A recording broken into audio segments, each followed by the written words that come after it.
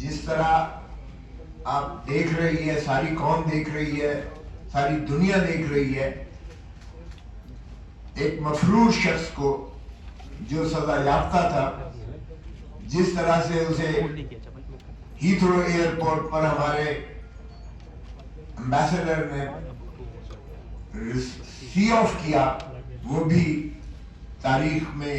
ایک لکھا جائے گا. جن کو گرفتار کر کے ڈپورٹ کرنا اس کا فرض تھا، اس کو وہ ریسیپشن کر کے وہاں چھوڑنے جاتا ہے. اور پھر جس طرح سے اسلام آباد ایئرپورٹ پر بائیو میٹرک مشین چل کے جاتی ہے ہائی کورٹ کی، کمال ہے. ایک طرف تو سابقہ وزیر اعظم کو ہائی کورٹ کے بائیو میٹرک کمرے سے، ہائی کورٹ کے کمرے سے، اسلام آباد ہائی کورٹ کے کمرے سے جس طرح اس کو تشدد کر کے گرفتار کیا جاتا ہے، اور جس طرح ہائی کورٹ کے عملے پر تشدد کیا جاتا ہے، وکلاء پر تشدد کیا جاتا ہے، اس کی ملکیت جو دروازے کو اور جو ٹیبل سے اور جو وہاں چیزیں موجود تھی کمرے کے اندر، جس طرح ان کو توڑا جاتا ہے اور توڑ پھوڑ کی جاتی ہے، اور اس پر جو ہے آج تک کوئی کارروائی نہیں ہوئی ہے. حالانکہ سپریم کورٹ نے 11 مئی کو کہہ دیا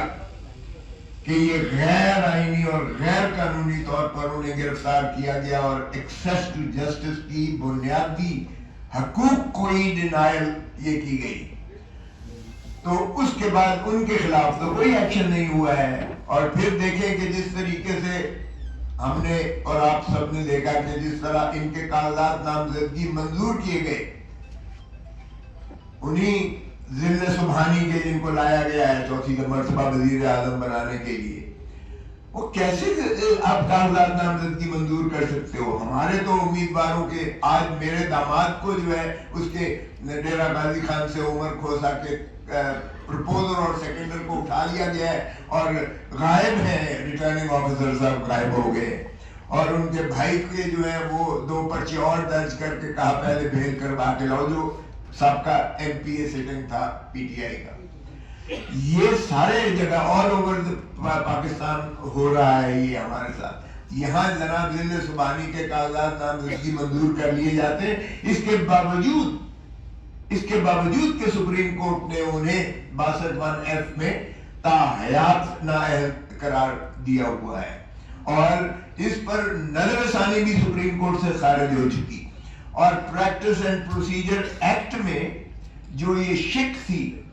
کہ جو 184(3) کی جو ہوں گی، جو بھی کیس فیصلہ ہوں گے، اس کی 30 دن کے اندر اپیل کا حق دیا گیا تھا،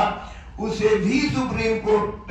نے مسترد کیا 8-7 کے ریشو سے. اس کو یعنی ریٹروسپیکٹیوٹی آپ اس کو نہیں دے سکتے.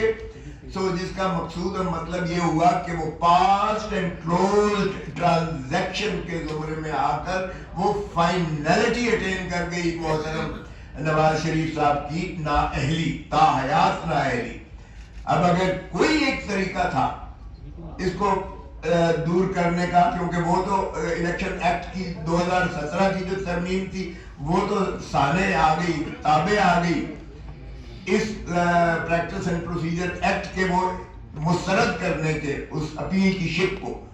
اس کا مطلب یہ ہوا کہ اگر کسی طریقے سے آپ نے اسے اہلیت دینی ہے، یا اس فیصلے کو جو سپریم کورٹ کا ہے اس کو آپ نے اوور ریچ کرنا ہے، تو ایک ہی طریقہ ہے. یہ آرٹیکل 184 آرٹیکل 96 میں F1 میں 90F1 میں آپ ترمیم کیجئے گا کہ جو 1C جو 1F کیا ہے کہ جو صادق اور امین نہیں ہوگا وہ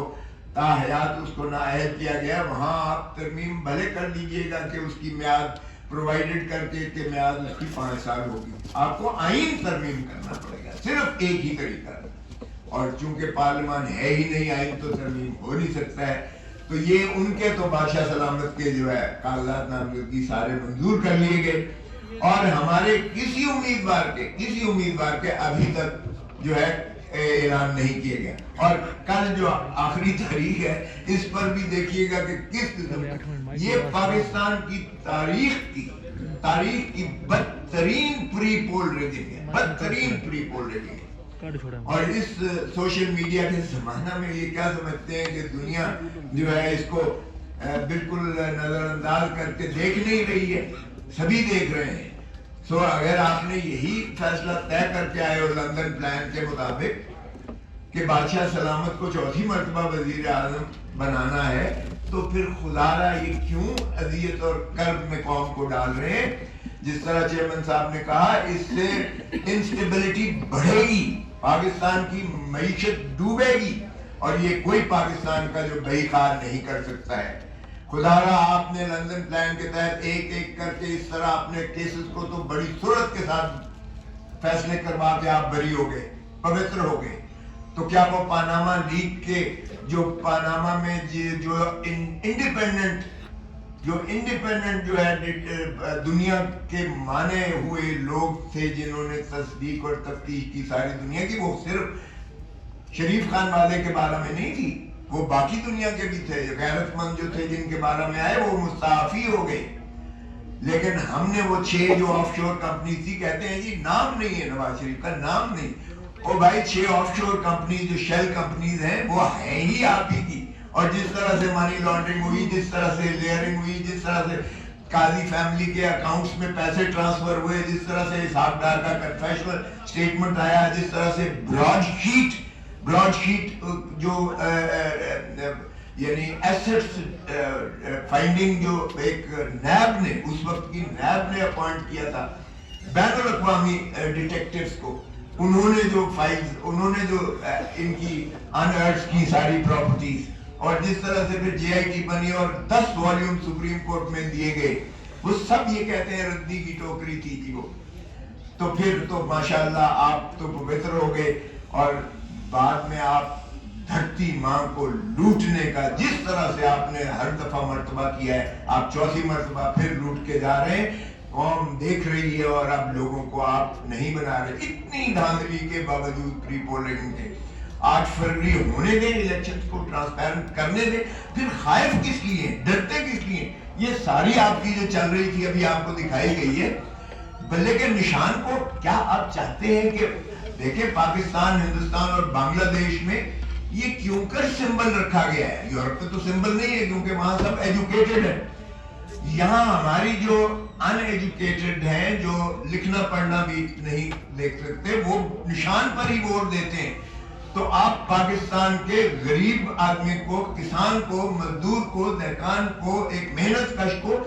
آپ اس کے بنیادی حق سے محروم کرتے ہیں جب آپ سمبل کو ہٹا دیتے ہیں۔ اور یہ خوش نہ ہو، کل کو شیر کی باری آ سکتی ہے، پرسوں تیر کی باری آ سکتی ہے، تو یہ کب تک کھیل تماشا آپ کرتے رہیں گے؟ ملک کی جمہوریت کے ساتھ کھلواڑ کرتے رہیں گے۔ اسد من اللہ صاحب نے اپنے نوٹ میں لکھا کہ 47 سے ہم جو کھلواڑ کر رہے ہیں اس ملک کی جمہوریت کے ساتھ، کسی کو پھانسی دے دیتے ہیں، کسی کو تاحیات نائل کرتے ہیں، کسی کو آج ہم نے پابند سلاسل کیا ہوا ہے، یہ جمہوریت کا مذاق اڑانے کے مترادف ہے، اور اب جو کچھ ہو رہا ہے یہ جمہوریت کا جنازہ نکالنے کے مترادف ہے۔ خدا را ہوش کے ناخن لیں اور ملک کو آگے چلنے دیں، تاکہ ملک جو ہے عوام کا ہے، عوام ہی کی ریاست کو اگر دیکھیں تو ریاست وجود میں تبھی آتی ہے جب آپ الیکشنز کروا کے ان کے نمائندوں کو ان کی حق حکمرانی، اللہ تعالیٰ کی حاکمیت اعلیٰ کتابیں دے دیں۔ جب تک آپ ملکیت عوام کو ان کے مسائل، ان کی حکمرانی پر نہیں دیں گے، تب تک جو ہے آپ کا ملک آگے نہیں بڑھ سکتا ہے۔